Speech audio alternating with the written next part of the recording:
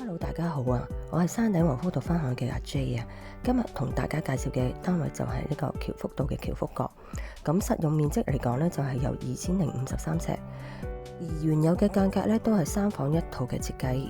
一入門口呢，就見到好似成幅畫咁嘅景觀，喺市區根本就好難揾到噶。客廳呢，就採用咗全落地玻璃嘅設計，而行到飯廳呢個位置，絕對可以擺到一張長餐台。而廚房嘅空間感亦都好大，而工人套房亦都唔細㗎。呢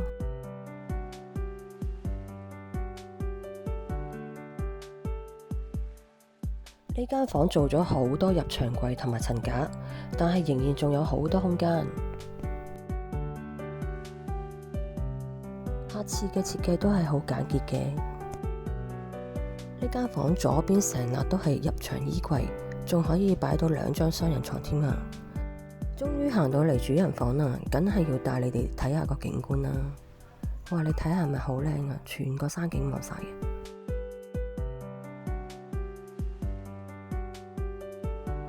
呢個絕對係我哋女士們最愛嘅衣帽間啊！